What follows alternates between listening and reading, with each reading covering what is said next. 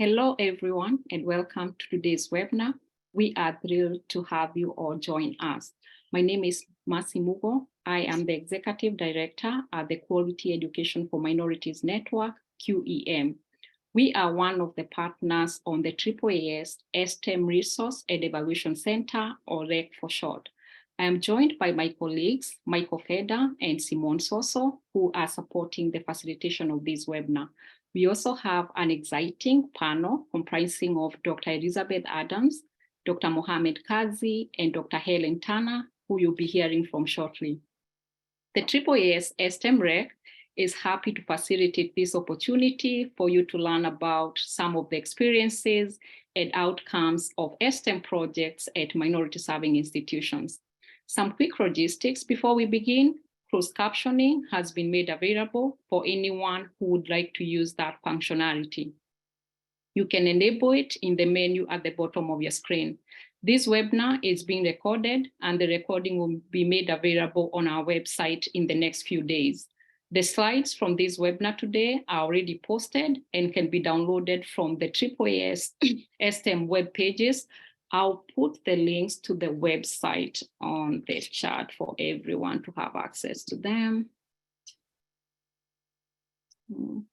For some reason, Michael, I am not able to put the links, like I don't have access to the whole web chat, so I'll send them to you and you can put it for everyone to see.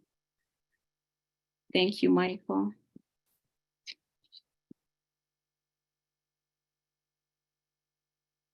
So our webinar today will feature a dynamic panel of current STEM grantees who will be sharing with us the impacts of their STEM projects and some of the unique ways in which they're engaging the scholars. We will be using the Q&A feature to take questions that you may have for the panelists. Feel free to submit the questions at any time during their presentations. We've also enabled upvoting so that you can upvote others' questions that you'd like to hear the answers to as well. We've also enabled the chat feature. Please feel free to introduce yourself there, your STEM project, and add any comments or perspectives you may have related to today's discussion topic. One last important note, at the end of this webinar, a short survey will appear. We request that you please take the time to complete the survey, as it will help us to continually improve and provide better offerings to support your work. It also gives you the chance to suggest topics for future webinars. We really appreciate your feedback and suggestion. If you're unable to take the survey for some reason following this webinar, do not worry. We'll be sending a link to the survey in a follow-up email tomorrow. Thank you in advance for your help, as this data is important to us. Next slide, please.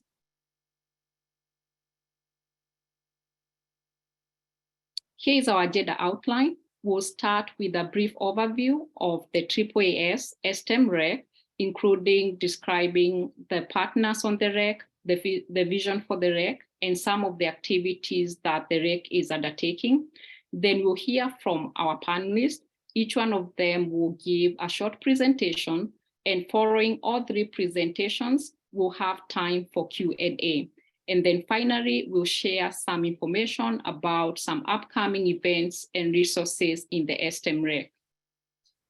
I want to acknowledge that this work is funded by the National Science Foundation, and that any opinions, findings, conclusions, or recommendations expressed in our material today are those of the authors. I do not necessarily reflect the views of the National Science Foundation. Next slide, please. I want to begin with a brief overview of the STEM REC and all the partners who work together on the REC. Firstly, AAAS is the lead organization of the STEM REC. AAAS stands for the American Association for the Advancement of Science. It's the world's largest general science association and the publisher of the science families of journals.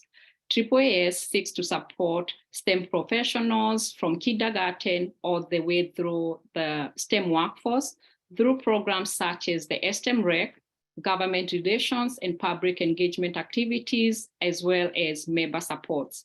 You can find out more information about AAAS at AAAS.org. So last year, AAAS submitted a proposal to the National Science Foundation in response to the Scholarships in STEM network solicitation for a new resource and evaluation center. The management of the STEM REC was awarded to AAAS through a competitive proposal process. AAAS has 4 partners who are leading key aspects of the work. First, we have MN Associates who are providing evaluation, technical assistance support to current and prospective STEM awardees. Then we have the American Institutes for Research who are reviewing the impact of the STEM program at the national scale. Then we have the Quality Education for Minorities who are providing support and connections to institutions that are underrepresented in the STEM network. And finally, the University of Washington's Center for Evaluation and Research for STEM Equity, which serves as our external evaluator. Together, working in partnership, we are the STEM REC. Next slide, please. So the STEM REC is a new type of investment by NSF to create a greater infrastructure, build a community, coordinate work, and synthesize findings across the over 600 funded STEM projects at different types of institutions across the country. The REC supports potential and current STEM awardees, the STEM scholars, and it works to increase the overall effectiveness of the STEM portfolio. The REC promotes the exchange of ideas, resources, opportunities, and knowledge about effective strategies and practices to support the participation of talented low-income students who obtain STEM degrees and enter the STEM workforce. We welcome you to visit our website to learn more and join our mailing list to stay updated and informed. Next slide, please. So to achieve its goal, the REC will carry out 5 major activities, which include a public-facing online presence, virtual communities for STEM project leadership and scholars, an in-person annual scholars meeting, a technical assistance suite for STEM awardees, and the STEM program impact and evaluation reports. The webinar today is part of the REC's information sharing and virtual community building activities. Next slide, please.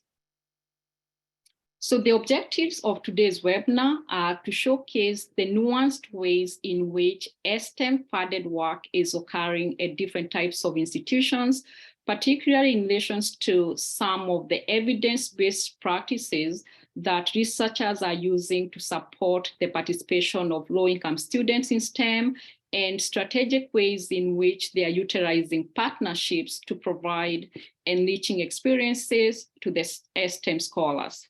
At this point, I'll turn it over to my colleague, Simone Soso, who will be introducing our panelists and moderating today's discussion. Simone. All right, thank you very much, Mercy. Can we have the next slide, please? All right, so these are our 3 amazing panelists for today. Dr. Elizabeth Adams is a professor of engineering and technology at Cuesta College. She is a civil engineer with a background in infrastructure design and management.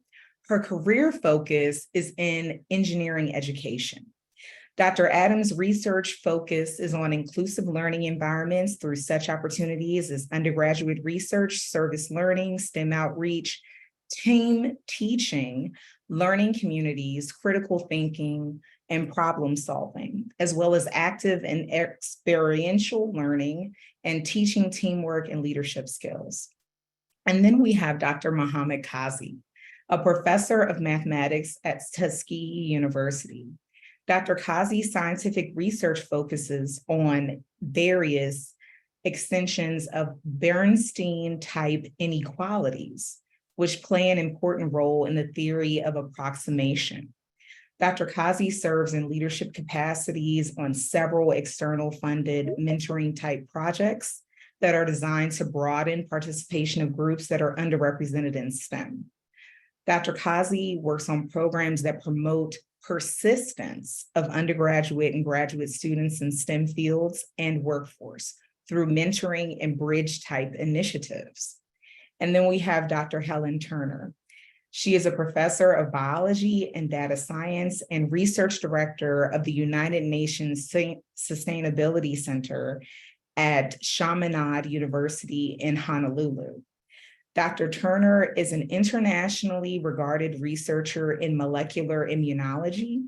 Her interests include building the research capacity of Chaminade University and supporting Native Hawaiian students to increase their matriculation in higher education. So I'm extremely excited to get the panel to discuss their projects. So we're going to start with you, Dr. Adams. Next slide. Thank you so much. I'm very excited to be here and excited for this opportunity to share some of the really exciting things that we're doing at Fresno City College. This is an amazing program, and today I'm going to highlight just two key components that our scholars have found particularly impactful, those being the undergraduate research and mentoring components. Next slide. Fresno is a city of about 550,000 people. 50% of the population in Fresno is Hispanic. Fresno is also an area with significant challenges of poverty and low educational attainment. The poverty rate in the city is roughly twice the national average. Fresno City College itself is a large 2-year Hispanic serving institution. Fall enrollment this year was over 21,000 students, so it's rebounding from the pandemic. 63% of the students at Fresno City College are Hispanic, and about 60% qualify as low income. Just to give you some context of the demographics there, this STEM is focused on and open to students majoring in engineering at Fresno City College and provides support to scholars who then transfer to Fresno State, which is the local transfer university there. The overarching goals of our STEM are to increase participation and persistence in engineering and to build more effective transfer support processes between FCC and Fresno State. The measurable objectives, as shown on the slide here, are to increase the engineering degree and certificate completion rates at FCC, see some acceleration of student progression through the curriculum at FCC, and increase the 2- and 3-year engineering transfer rates to 4-year institutions. The project aims to achieve these objectives through high-touch interventions, including the two that I like to discuss today, the mentoring programs and undergraduate research. Next slide, please. The program right now is in wrapping up year 4 of the 5-year project. This year, there are 19 scholars. And as you can see here, the demographics of the scholars are really representative of the population in Fresno and at Fresno City College, with the exception of female students, though the percentage of female students in the program is higher than the percentage of female students majoring in engineering at the school. So even there, we're doing pretty well. We can see also that the program serves non-traditional students, including a broader age bracket from traditional age college students to those in their 30s and 40s even. Next slide. These are the core support interventions provided by the program. And today I'm going to talk specifically about the two that have been kind of especially impactful for the scholars, the undergraduate research experiences and mentoring, both faculty mentoring and peer mentoring. And then I'll also share some of the scholar feedback on these components. Next slide, please. Starting with the undergraduate research, our partnership with Fresno State is a key component of this program, aligned with our program goals of increasing transfer rates and the development of additional effective transfer support processes between the institution. The undergraduate research advisor is a co-PI on the grant, is a geomatics engineering faculty at Fresno State. Students have opportunities through this component to participate in research seminars and workshops on both campuses, so they're able to familiarize themselves with the larger university campus while they're still at Fresno City. And the projects that they're engaged in are community-based and tie in with the expertise of our Fresno State faculty mentor, incorporating digital imagery, photogrammetry, remote sensing, and GIS. In addition, the projects provide the students with opportunities to consider their work and engineering from a broader perspective.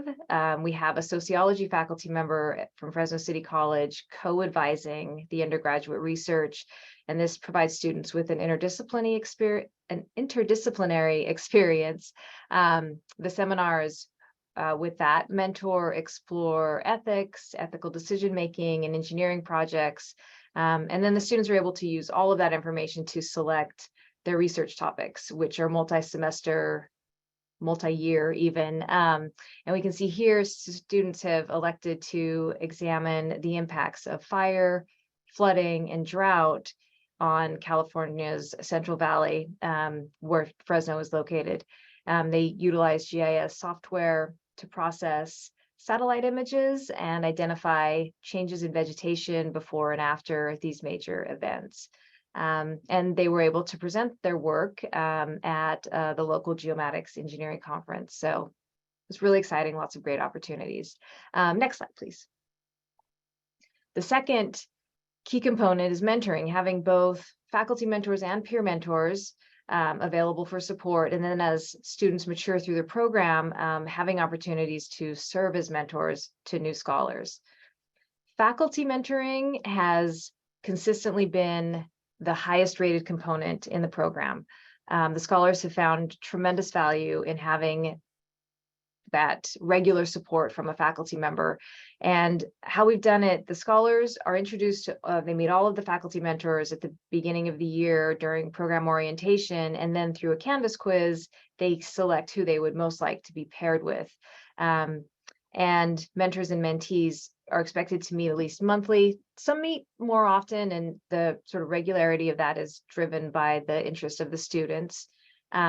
Faculty mentors participate in training activities at the start of each semester, which have covered a wide range of topics, including culturally responsive mentoring practices, LGBTQ safe space training, group discussions on things like microaggressions and implicit bias, as well as just reflecting on what's working and what's not working. Our program, we were awarded in fall of 19. So most of it has been through the pandemic. So there's been a lot of unexpected challenges as well. And as a result, the faculty mentors have on their own formed a community, and they schedule and hold regular monthly Zoom meetings where they just touch base with each other to see how things are going and keep that part of the program really strong.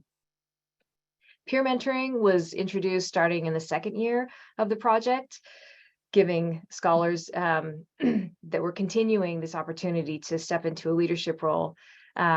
Training is provided for the mentors and the mentees. So all of the scholars attend the peer mentor training, and that covers the expectations, both the program's expectations as well as what are they expecting to get out of the program. We discussed the benefits of membership, of being a mentor, the different roles and structures that peer mentorship can take on, as well as some discussion of identity and how that can impact their sense of belonging in STEM. Overall, the peer mentoring has been successful, and also it's been challenging. And it has definitely taken more work to manage than the faculty mentoring component. And I'll share some of the feedback that we've gotten. Starting on the next slide, please. So through our evaluation process, we solicit feedback from the scholars, and we found this incredibly helpful to help us manage and improve the project year after year. So some of the feedback that we have received includes this shown here. Starting with the undergraduate research, participation in this component has impacted scholars, particularly with respect to increasing their interest in engineering and in engineering research. The majority of them felt that the experience has helped them to understand data analysis, how scientists and engineers work on real-world problems, and how research is conducted. Scholars have noted that participation in undergraduate research has helped them to learn new skills, given them opportunities to work together toward a common goal, and help them to think about their future careers. Scholars, as usual, have rated the support that they receive from faculty mentors extremely high, noting that faculty mentors support them both personally and academically, and have helped them to better understand engineering research as well. They said that faculty mentors provided advice for scheduling and balancing their workloads and just overall support. With respect to peer mentoring, students had highly positive views of the peer mentors who supported them. They felt that their peer mentors were personally supportive, dependable, easy to talk to, provided tips and strategies to help them be successful. They really appreciated having someone to talk to who could relate to where they were personally and academically. Of the students who responded and provided feedback on being a peer mentor to others, the responses were mostly neutral. They didn't agree really or disagree about the extent to which being a mentor was a valuable experience for them or towards their growth. So that's something that we're working on. And it kind of takes me to the recommendations, which is our last slide. If we could go to the next slide, please.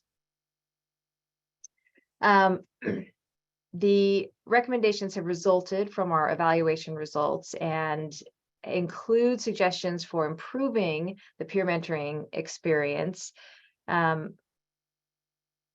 Since those receiving the peer mentoring did rate it very highly, but those providing the peer mentoring were neutral about how being a mentor impacted their growth, it kind of, I think, reinforces that the mentor training is really a critical part of this, and that regular support for the peer mentors is necessary to make sure that they feel like they're getting out of it what they want to be getting out of it, which leads to the specific recommendations that have come out of this experience. And that is to have the peer mentors set some goals for themselves and share those goals so that the program can support them in achieving those goals throughout the year. And then, something as simple as just providing more structure for the peer mentoring sessions so that they have topics they can prepare for and kind of know what to expect for the sessions.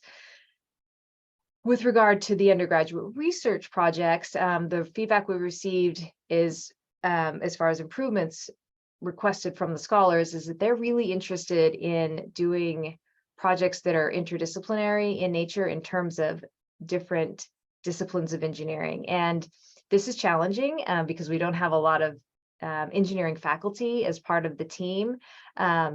So what we've done is sought out other ways that students can learn about and collaborate across engineering disciplines, including field trips to different types of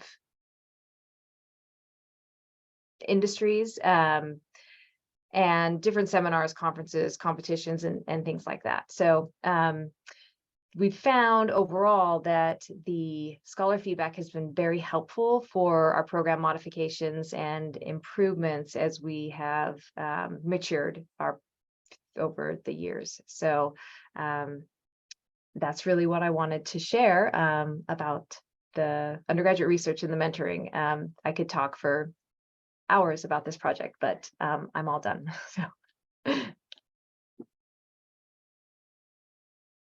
So thank you very much. And you have some questions, but I'm going to hold them until everyone presents. Okay. So thank you so much, Dr. Mohammed.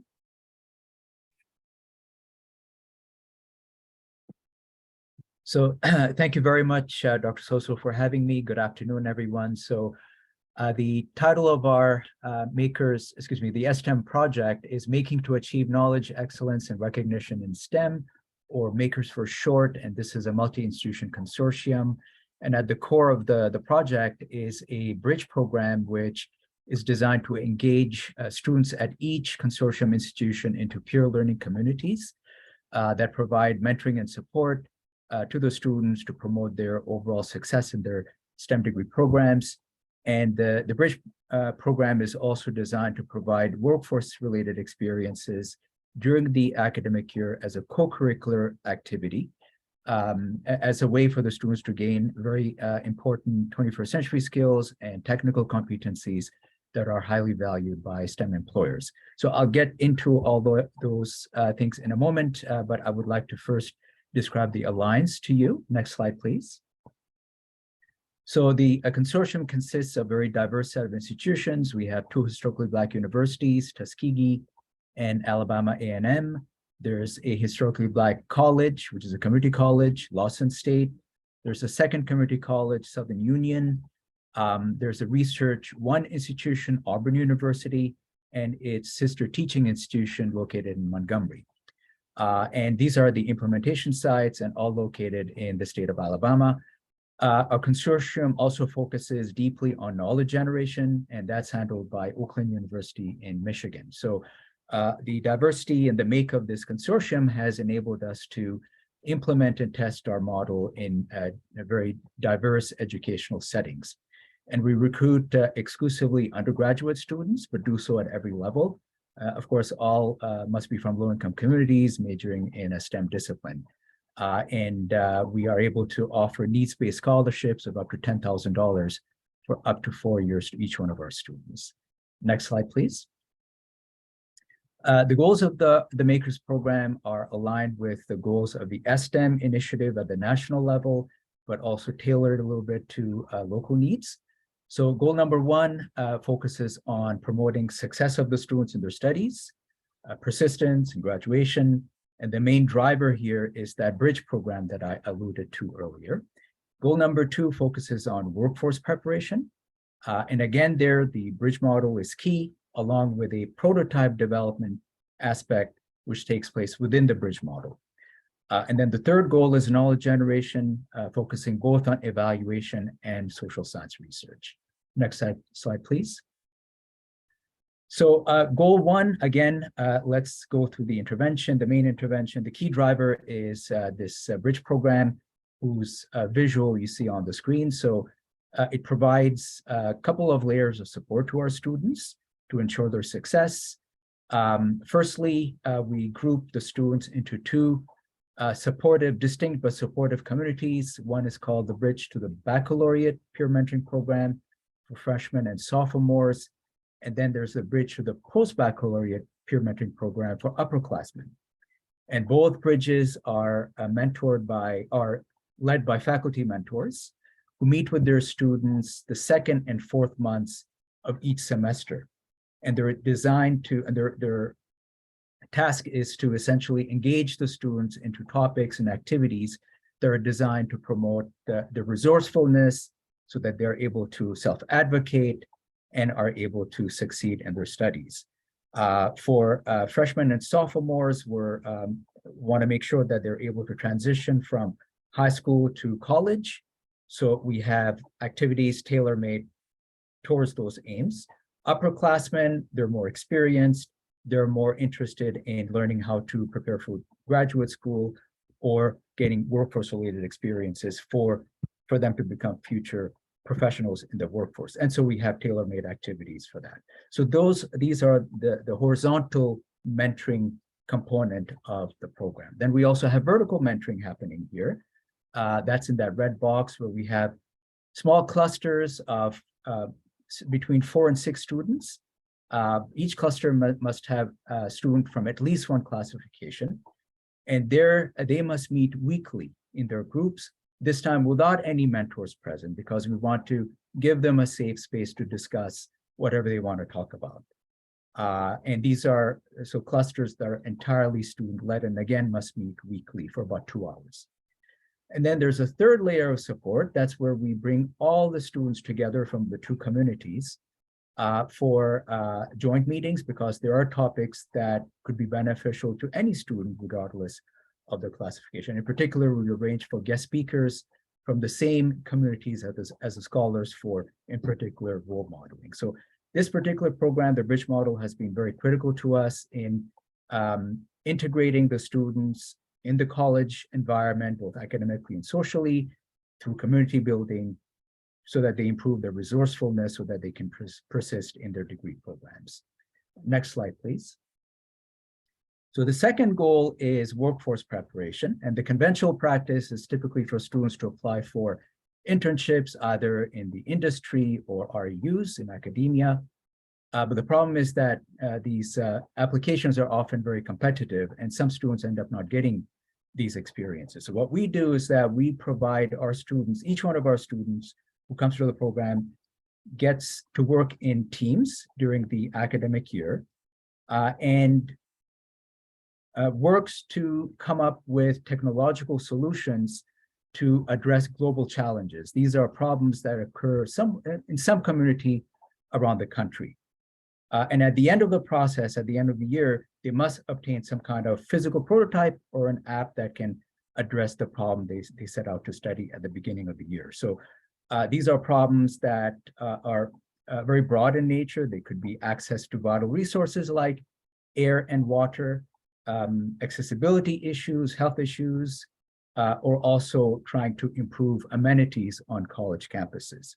And as the students work in their teams in the development of their prototypes, they end up finally seeing how do the STEM concepts they learn in their classes, how do they come together and interact with each other to make a product do what it's supposed to do.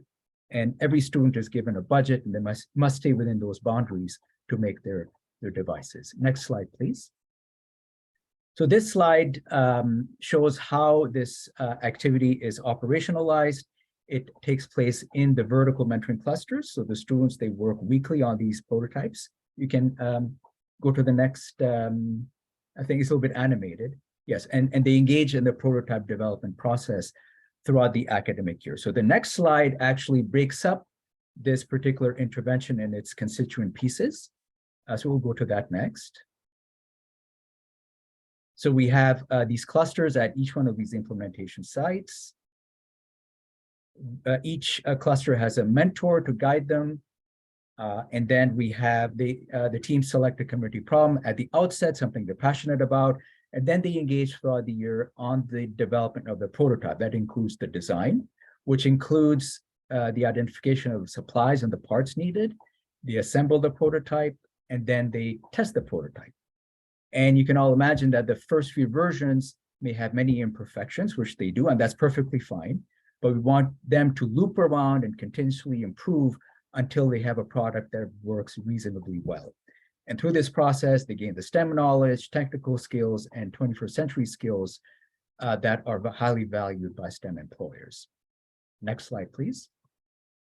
And we're really amazed at all the creativity that the students have shown as they have worked on their devices. And some of these, if they're further developed and patented, they can actually be used to improve the quality of life of many citizens in different contexts and different settings. You can see on the left side some of the really cool gadgets, cool things the students have worked on. These are prototype problems that were worked on by the students. They end up developing either a physical prototype or an app to address these problems. And because they are the authors, they have the ownership of these devices and these prototypes.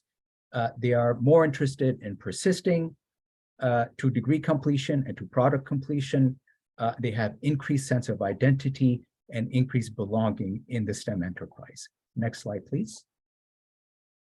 So students also gain an opportunity to share their work, their research, their prototypes, and their overall skills and talents at a conference that we organize annually at Tuskegee University. And we actually bring in students from other programs, which are funded by NSF and hosted by their makers institutions. In particular, we have an HBCU Up program, an LSM program, and also now an Includes initiative. And so we these added synergies provide greater opportunities for students to network. Next slide, please. So these are some skills that the students have gained through their participation in the Bridge program, and that have been critical to promote their persistence. Next slide, please. I think that's the last one. And these are skills that the students have gained through that prototype development aspect of the program. And you can see the retention rate in the program has been fairly decent. And the vast majority of the students whom we have supported, over 250 of them, have either transitioned to graduate school or have joined the STEM workforce. So this is what I have to share for now. Thank you very much.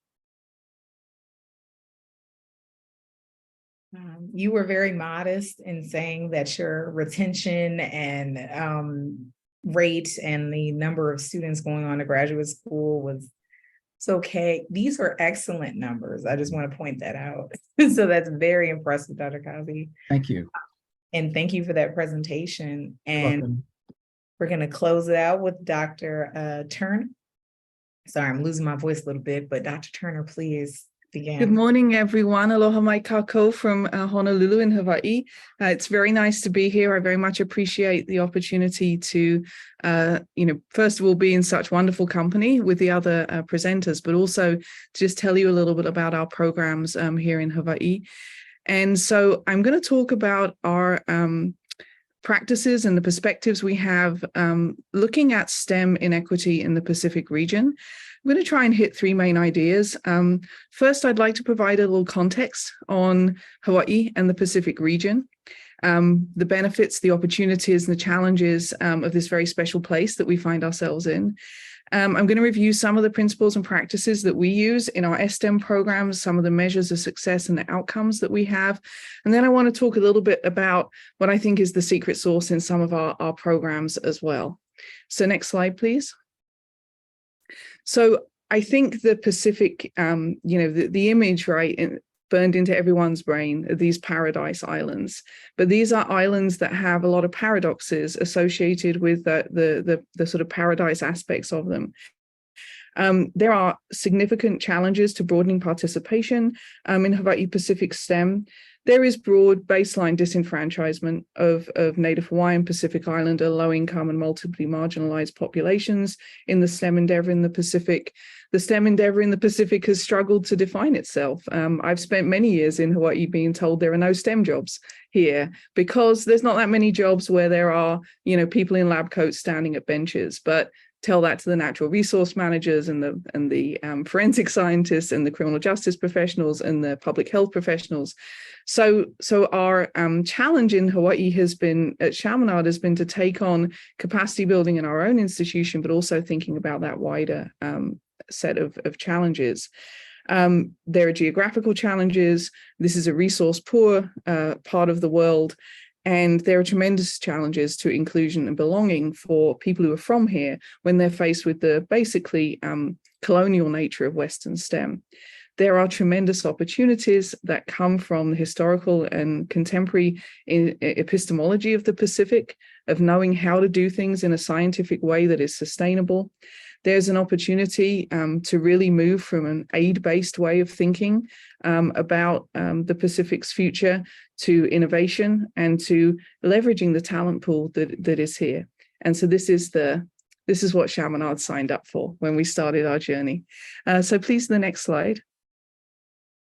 So there are a lot of imperatives that our programs respond to, and I share this slide purely to help build familiarity with our Pacific region. So the Pacific is currently facing existential threats to its future from issues of food security, the very real and immediate threat of climate change. Many people don't know that there is a nuclear legacy in the Pacific.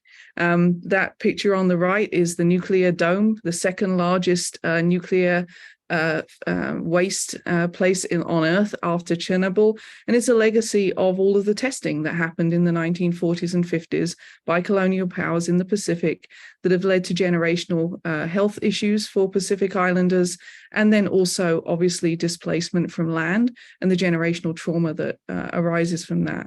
The Pacific is drowning in solid waste. There are stunning inequities in terms of educational attainment, poverty levels, health inequity. That little diagram on the right there shows that 9 of the 10 most obese places on Earth are Pacific Islands. Native Hawaiian men are the most over-incarcerated per capita in the United States. And all of this is contextualized by the fact that the islands are drowning. The graves are opening up because of seawater inundation in Kiribati. And this is the Prime Minister of Tuvalu standing giving a speech to COP26 in an area of his island that is inundated by water.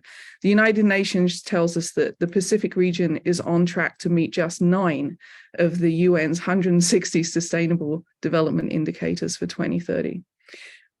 Contextualizing all of that is a tremendously missed opportunity for global learning in terms of understanding Pacific models, epistemologies, and ways of doing things. And there's a missed opportunity to really support the fact that the Pacific is generative for its own solutions to these problems.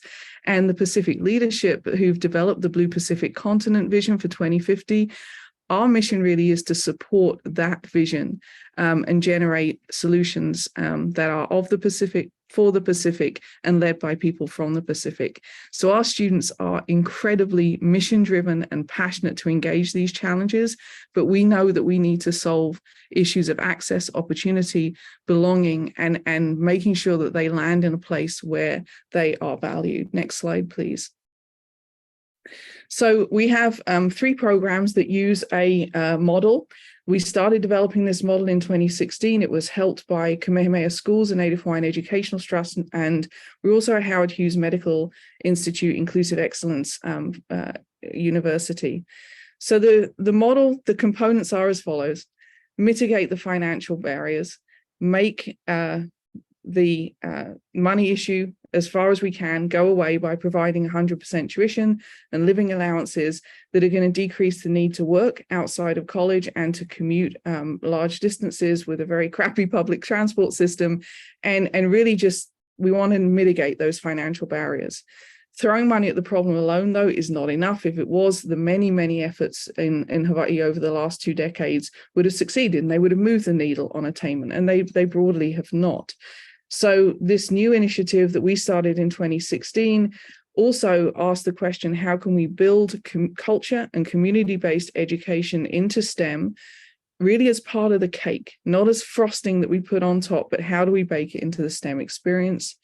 We've been very rigorous at adapting, adopting, but also rejecting best practices in inclusive pedagogy.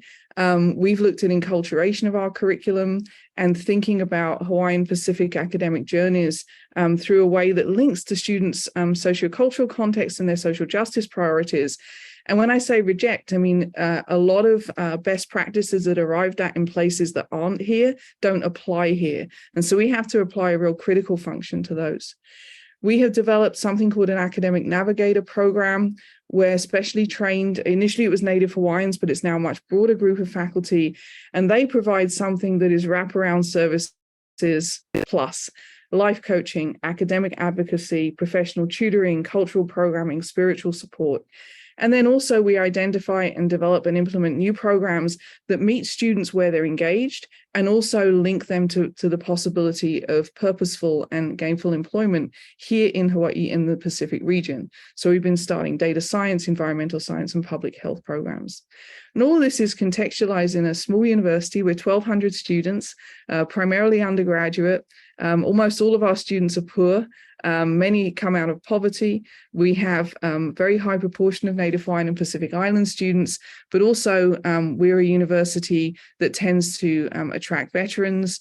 We have a large number of students who are coming out of incarceration. So it's an interesting place to be. And the programs that we've developed, both in Ho'ulu and then the STEMs that have been generated from Ho'ulu, I think are really serving some multiply marginalized populations here in the Pacific. Next slide, please. So those wraparound services, I mainly did the slides so that people could look at them afterwards, but this is action at scale. I mean, one of the things that we do is the students check in with us every week. And we've deployed over 12,000 individual surveys to the students since the beginning of this program. We have a 96% response rate and we intervene, right? So those have resulted in over 4,000 interventions, many of which are celebratory and some of which are, okay, let us help you with this. We do life coaching, advocacy, tutoring, We try to take care of things like food security and period security. And we also, just as Dr. Qazi mentioned, the career planning, the internships and the professional certifications are critical as well. Next slide, please. The operating principle of our program is Nana Eke Kumu, which means look to the source, right? And I struggle sometimes to articulate it, but I think what it really means is that leaving behind who you are, your culture, your community, your identity should not be the price of admission to a STEM career. And that is a very complex thing to aspire to, but we really try and honor the students who've made a decision to stay home here in Hawaii and commit to a career as both a person of culture and a person of science. Next slide, please. So 3 programs use the Ho'olu model. The Ho'olu STEM Scholars has been going since 2016. It's got almost 200 students in it now. It's open to all STEM majors, provides 100% tuition award. The first STEM that we got in Nana, which means spark in the Olelo Hawaii, is for 20 low-income students in 2 cohorts. These students are Pacific Islanders, veterans, formerly incarcerated neurodiverse students. It's laser focused on biology and environmental issues in the Pacific region, and it provides about a $10,000 tuition award. And then the second STEM we have, Pearl, Pacific Excellence in Analytics, Research and Learning, is focused on data science, 22 students in that, and that's about to grow to 35 students this year. So $10,000 in tuition put students at about 85% tuition remission, and all of these students still have issues meeting total cost of attendance. Next slide, please.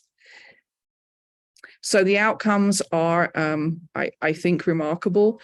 For the Ho'olu STEM Scholars, we have an 89% 4-year graduation rate. We lose a student now and then from the program. We've lost some to COVID. In the entire history of the program, we have only lost 1 to academic underperformance. When we've lost students, it has mainly been mental health issues or relocation of their families. One thing we notice across all these programs is that the students are doing double degrees and minors at an unprecedented level because they have time, because their financial issues are being mitigated. About 60% of them are retaining in Hawaii. About half of them, so this number's out of date, about half of them now have gone on to MS, MD or PhD programs. They are publishing because we emphasize undergraduate research too. They're going to conferences and they're doing service out in their community. So with that model in hand, we developed Inanna and Pearl, and we're seeing pretty similar outcomes. One thing that we noted with both of the STEM programs is that initially our retention rate's been just that little bit lower, and we're a little bit concerned by that. But the students we've lost from those programs have all been students who came here from the mainland, came for 1 semester, turned around and went back again. And that's something we're really interested in looking at. The types of stories of our students, we have students from the Pacific Islands who are these 2 brief Pope Francis on climate change in the Pacific region. Kimi Takata is a Native Hawaiian woman who was incarcerated for 14 years, came to us with a GED, did a degree in environmental science, has now founded her own business and is doing a master's in criminal justice. Ali'i is a veteran and he's doing data science, and he's just going to kick so much butt in that field when he graduates with us. So, the stories behind these programs are really compelling, really interesting, and the outcomes them, I think, stack up extremely well. Next slide, please. So there have been some truly transformative things that have happened because of these programs.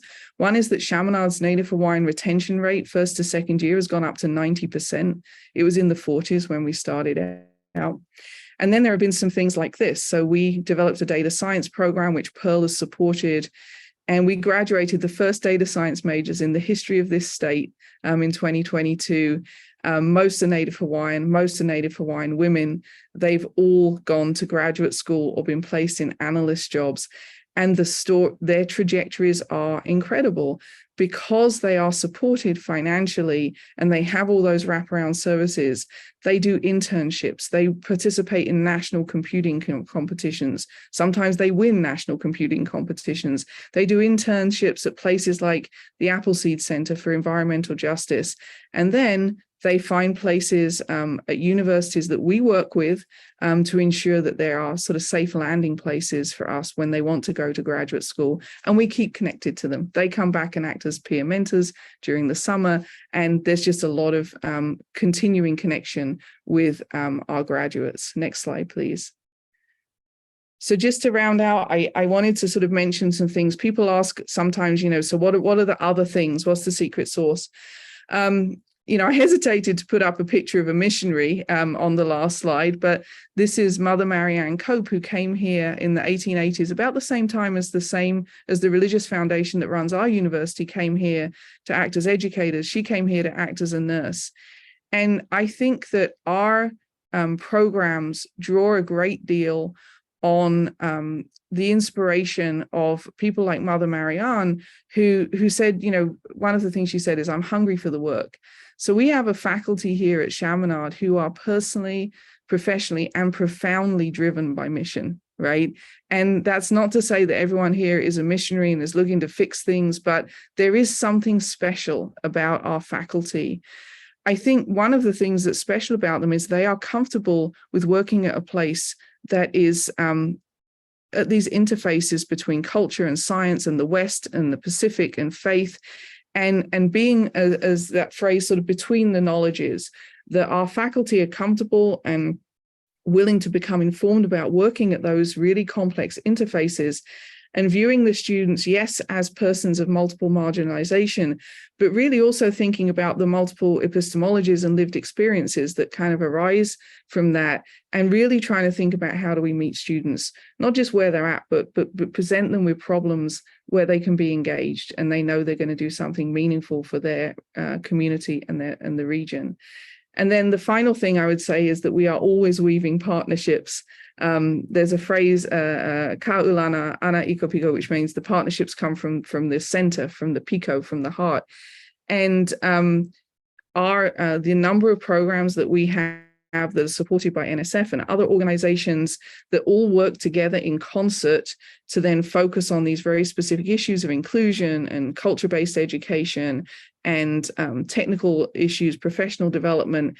And then they all then, I think, really come together on a focus on inclusion and belonging, being the Pacific being generative for its own future, and making sure we have career readiness for the opportunities that come from STEM. And I think in that way, these programs collectively can contribute to moving the needle on the Sustainable Development Goals for the Pacific region. So I'll stop there. The last slide just has a lot of acknowledgements, far too many people to mention, but we are grateful for the support we have from NSF. Where we're going next, we're doing some work in language equity. We're focusing on incarcerated students, and drawing a little bit on what Dr. Qazi was looking at. We are actually looking at some solution entrepreneurship for our students as well.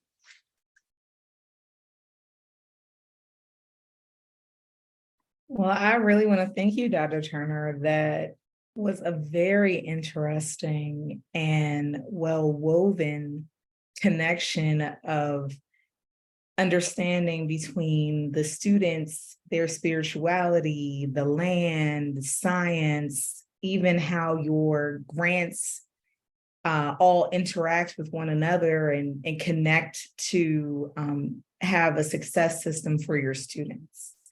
And it even connects with other people who have been presenters today. So I want to say thank you. And I want to begin with questions, but I want the audience to know that all of our presenters have agreed to stay on for a few extra minutes.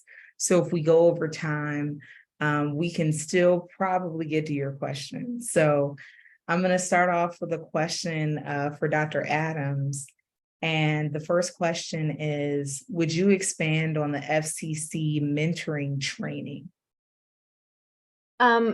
Yeah, so in the beginning, we started with an 8-hour mentor training at the beginning of the year, and we utilized like faculty teaching resource center curriculum and presenters to do like the culturally responsive best practices and just to get people together, having some conversations about it. And then every year, mentors participate in about 4 hours of training. So it is different every year, but we do something before the semester starts, before program orientation. Like I mentioned, one year we did the LGBTQ safe space training, and then had some discussions. And so it really varies, but we make sure and get together and put in that time before each semester starts. Okay, thank you. And you have a follow-up question. In what years did most, well, I guess this could apply to any of you. In what years did most start their research? And did you have a summer bridge for research experiences before the semester started for anyone? I'll just say quickly, we haven't done a summer bridge. And we have the students, they largely follow very similar seminar paths year after year. So as new students come in, they start their research that semester, and then continuing students are kind of continuing on, and new students will join up on teams, and the research just keeps going always. So. Mm-hmm. So for us, we will have students start research in their freshman year as a quote explorer. Then they can go through semester and summer experiences. We also don't have a bridge. We found that it's real hard on our students to ask them to do a bridge in terms of, their working, their family commitments and so on. And in our case, we don't have a summer bridge either. The bridge program that I described happens during the academic year. During the summer, of course, they do internships on their own. If they're able to secure those, of course, we assist them. And during the academic year, like I explained, they go through that workforce preparation activity we have, where they work on the development of their products, where they gain both research experiences, technical skills, 21st century skills needed that are highly valued by STEM employers. Great, thank you all. And this one is for Dr. Qazi. How are the weekly mentor team meetings facilitated, and how are team members selected? And this is another part to that same question. Did you find that students were challenged in coordinating their schedules to meet, or was this a part of some type of credit-bearing course where they could more easily find the times to meet? So that's a great question. So at the start of each semester, we bring the students in their bridge programs, right? Well, no, so we have this, all the students gather for one big meeting. Mm-hmm. And there's a part in the agenda where we actually ask the students to look at their schedules and see whose schedules is conducive to meeting during certain times. And those times we leave it up to the students. They can meet during the weekdays, during the daytime, evening, weekends. We leave it completely up to them. So we make it flexible enough so that class schedules don't, or any other responsibilities they might have, enter in the, get in the way or pose a barrier. So far, we've never had any issues with scheduling, with at least the students coming up with a steady schedule of weekly meetings. And once they have set a meeting the first day of the semester, they just stick to that for the whole semester. Mm-hmm. Yes, and I think there was a second part of to the question, I believe. Yeah, how are the weekly mentor team meetings facilitated, and how are team members selected? So they're just selected. They're already part of the Makers program, and in that first group meeting, it all comes together. We just tell the student, you have to, by the end of this hour, you all have to be in your clusters. These could be discipline-specific clusters, could be interdisciplinary clusters. We leave it up to them. It's at first it might seem really an impossible thing to do, but it all comes together very rapidly.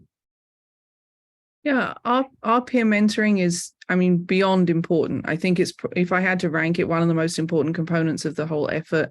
Mm-hmm. Our students start So the previous class will write letters to the incoming class before they even meet them, and tell them about things they want them to know about the program. Then at orientation, they're brought together, and we see what happens just organically, who buddies up with whom, you know, do their families know one another, from the same island, those kinds of things. And so that takes care of a lot of the initial mentoring relationships. And then in a more formal sense, then as the program develops, we do pay our mentors quite well to come in and work with the students.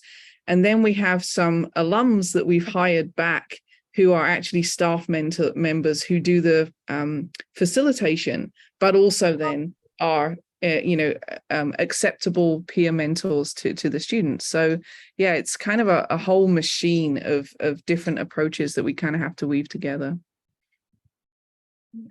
Well, this is a question to everyone. How many times did you apply to the STEM solicitation before you were successful?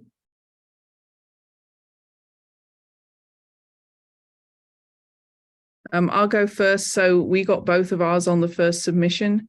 I think we were pretty informed by then. We've been on a journey with NSF. They funded us with iUse, with ASIL, with it includes DDLP. You know, so we got to know how to write NSF proposals. But I think also, I think there's sort of a compelling case to be made. One of the things that I think is interesting about being in our shoes is that we have a lot of people who want to fund us, but not that many people who want to work with us, right? So there's a lot of tendency to want to commoditize our students. We have a lot of offers of bridges to graduate programs, you know, really cynically to sort of check other people's diversity boxes. What we found with the NSF and with organizations that come with the NSF, like QEM, is just this willingness to work with us. And that is really important to us. So. Thank you. Who's next? We were also fortunate to get our award on the first submission. I think it was just a great program. I think there's tremendous need at Fresno City College and in Fresno in general. And being the primary as a community college, I think strengthened our application. I think there's a lot of opportunity there, and there are not a lot of people willing to take on that level of work, because it is a lot of work on top of a really demanding teaching schedule. So there were a lot of stars that aligned and made it so that we could really bring a lot of opportunity to the campus. So thank you. In our case, we also got it the first attempt. And we're also very fortunate to be in a region where there's a lot of of these type of programs involving these institutions that are in the Makers Project. We have an LSAP, we have an Includes, we've had AGAPs, and several other initiatives where mentoring is the key component. We've had I-tests, STEM plus Cs, that's more a K-12, but also have a lot of mentoring. Essentially the same people who are participating in these initiatives, but we have enough of a critical mass of faculty. They're not a lot, they're just a few, but there's enough dedication, commitment to the mentoring process to work with these students where we can work on multiple projects simultaneously. That is great. Okay, so this is one of the last questions I'm going to ask. How do you convince peer mentors and mentees to participate in the peer mentoring activities? I know that some of you all spoke about participation and other things, but how do you get them to participate? Especially like if they're alum or, you know. So in our case, they see the benefits of those mentoring meetings, the mentees, and the mentors just like to give back. We've never had any problems finding anybody. We never said, no, I can't do it. I may not be able to be to speak to the students on this day, but please pencil me in your next meeting. And the graduates of the program are always willing to serve as peer mentors. So it's never been an issue. The mentees, after they see the benefits, like I said, they're looking forward to the next meeting. Yeah. That's great. And they're absolutely, you should see their excitement at the conference when they showcase their prototypes to industry representatives or their peers from other institutions. It's that feel of ownership that, hey, I built something. I built something to help somebody who's in need in the community. So that pride is there in our students. Thank you. And I would say it's similar, you know, the participation is really, especially after students transferred, they really are excited to come back and talk to students who are still at the community college. But across the board, we really try to not require different, you know, elements of participation, but to explain that these are the expectations, like this is what you will get out of it, and how you get out of it is by giving into it and by participating so that you can, you know, reap the benefits. And so it's not a requirement, but it is an expectation. And so we kind of walk that line. Yeah. I just wanted to add something actually on the previous question about the hit rate with the NSF proposals. One of the things that's been critically important for us in Hawaii in general, but also for our institution, is to have people start serving on NSF review panels and getting that experience. And in addition to, I would just say the STEM rec provides support for folks who are attempting to become grantees. So this year, prior to the solicitation, or when the solicitation came out, we announced a series of training webinars to help folks understand the requirements of the solicitation, and a series of trainings and webinars related to specifically the evaluation component as well. So please keep a lookout on our website, sign up for our listserv to get more information about those services. Yes, please do. And, you know, I want to thank all of you all for your efforts, for sharing with us all about your research. And I myself am a LSAMP alum and AGAP alum, and I understand the importance. And anytime someone asks me to speak, I'm always excited. So I understand what your alums feel. So I would like to close it out and hand it over to Mercy so she can give us next steps. Thank you. Thank you, Simone. I just want to thank the presenters for their great work and for answering all the questions, and for participants for being here and being engaged. I want to share about a few upcoming events and resources with you. We are excited to announce our first coffee and conversation that will take place on April 20th from 3 to 4 p.m. This will be an informal discussion. We invite you to come share and learn about opportunities and challenges associated with or related to institutional capacity in the implementation and execution of the STEM projects, as well as some of the benefits that institutions have derived from having STEM projects, as our panelists shared about, you know, some of the advancements that they have seen from, you know, the students' graduation as well as the institution. Please register for this coffee and conversation. The link is on the slide, and I'll also share it on the chat with everyone.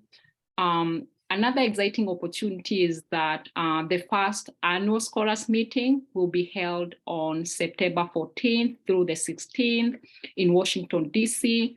The REC is coordinating that convening, and will share more details about this event in the upcoming weeks, including how to get your scholars registered. We also encourage you to visit the STEM REC website. As Michael shared, there is quite a few resources there that you may find useful.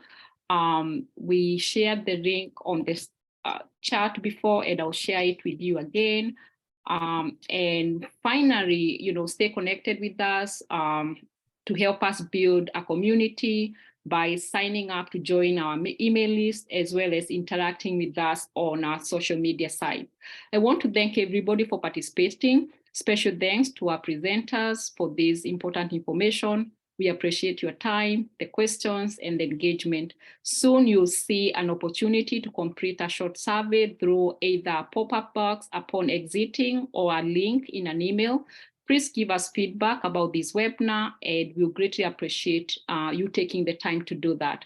We look forward to engaging with you on future webinars and in future REC activities.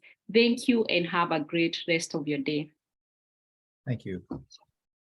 Bye, everyone.